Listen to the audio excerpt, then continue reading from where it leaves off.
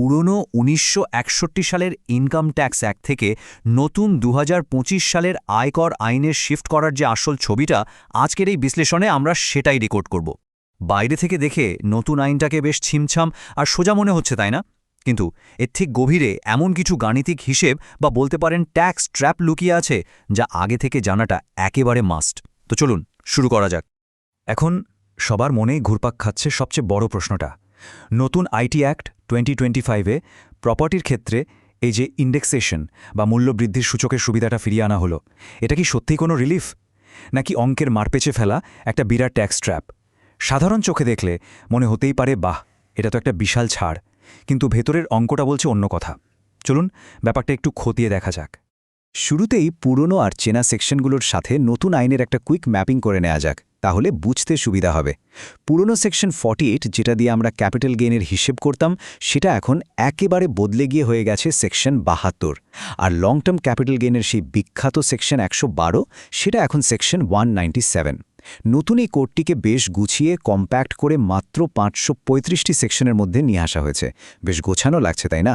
এবার chapter 30-এর special tax রেটগুলোতে একবার চোখ বুলানো যাক। পুরো ট্যাক্সোনমিটা কত সুন্দর আর সহজভাবে সাজানো হয়েছে দেখুন।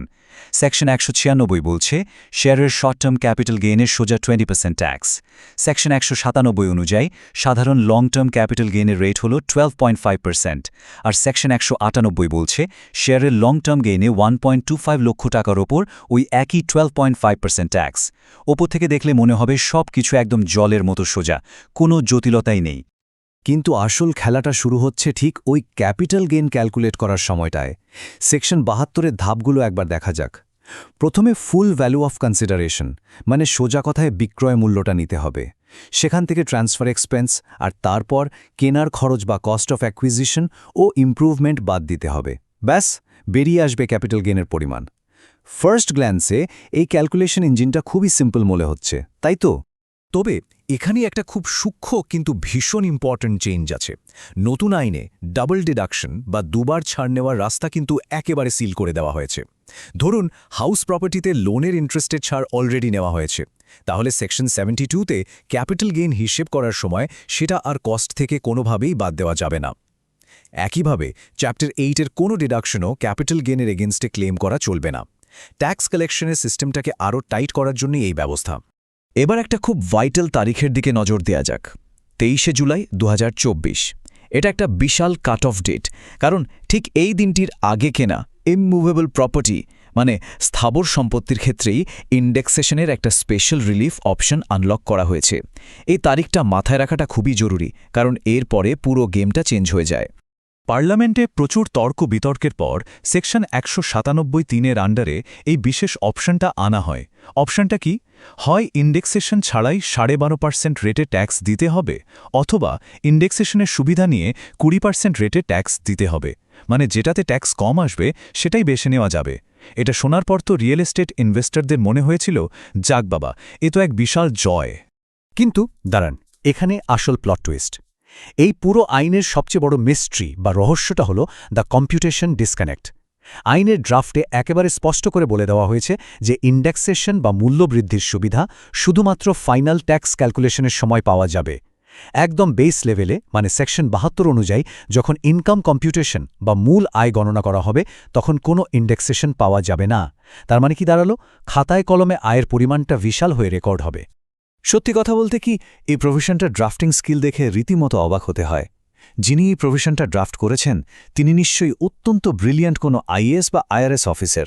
আর সত্যিই তাই, নিয়মটা এমনভাবে সাজানো হয়েছে যা সাধারণ চোখে মনে হবে ট্যাক্সপেয়ারদের জন্য বিশাল ছাড়, কিন্তু গাণিতিকভাবে এটা আসলে সরকারের রেভিনিউকে একেবারে নিশ্ছিদ্রভাবে প্রোটেক্ট করে রাখছে। তো এবার দেখে নেওয়া যাক এই ব্রিলিয়ান্ট ড্রাফটিংয়ের পেছনে লুকিয়ে থাকা ফাঁদগুলো। প্রথম ফাঁদ, সারচার্জ হেড। যেহেতু ইনকাম হিসেব করার সময় ইন্ডেক্সেশন পাওয়া যাচ্ছে না, তাই কাগজে কলমে ক্যাপিটাল গেইনের পরিমাণটা অনেক হাই দেখাবে। এই অতিরিক্ত আনইন্ডেক্সড পেপার ইনকামের জন্য একজন করদাতার মোট আয় খুব ইজিলি 50 লক্ষ টাকার থ্রেশহোল্ড পার করে যেতে পারে।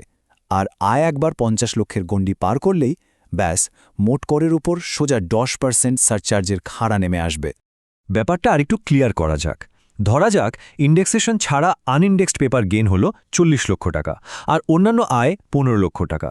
তাহলে খাতায় কলমে মোটায় দাঁড়ালো ৫৫ লক্ষ টাকা, কিন্তু ইন্ডেক্সেশন করলে হয়তো প্রকৃত গেন হতো মাত্র ১১ লক্ষ টাকা। সমস্যা হলো বেস ইনকামে তো ইন্ডেক্সেশন পাওয়া যাচ্ছে না, তাই অফিসিয়ালি আয় ৫০ লক্ষের বেশি হয়ে গেল, আর বিনা মেঘে বজ্রপাতের মতো অতিরিক্ত সারচার্জ গুনতে হলো, যেখানে প্রকৃত আয় অনেক কম ছিল। এরপরেই আসছে ইনভেস্টরদের জন্য সবচেয়ে বড় shocking realisation, trap number ২, the lapsing loss. যদি ট্যাক্স ক্যালকুলেট করার সময় দেখা যায় যে ইন্ডেক্সেশনের ফলে আসলে ক্যাপিটাল লস হয়েছে, সেই ক্ষতিটা কিন্তু ভবিষ্যতের জন্য ক্যারি ফরওয়ার্ড করা যাবে না। কেন? কারণ সেকশন 72 অনুযায়ী আয় গণনার সময় তো ইন্ডেক্সেশন ছাড়া একটা প্রফিট অলরেডি রেকর্ড হয়ে বসে আছে। অফিসিয়ালি যেহেতু আপনার প্রফিট দেখানো হচ্ছে, তাই এই ইন্ডেক্সড লস চিরতরে ভ্যানিশ হয়ে যাবে। ভাবছেন এখানেই শেষ? একদমই না। তৃতীয় ফাঁদটা হলো ইটিং ওল্ড লসেস। নিয়মের মেকানিজমটা এমন যে যদি আগের বছরের কোনো কষ্টার্জিত ক্যাপিটাল লস থেকে থাকে, বর্তমান বছরের আয়ের সাথে সেটা বাধ্যতামূলকভাবে সেট অফ করতে হবে।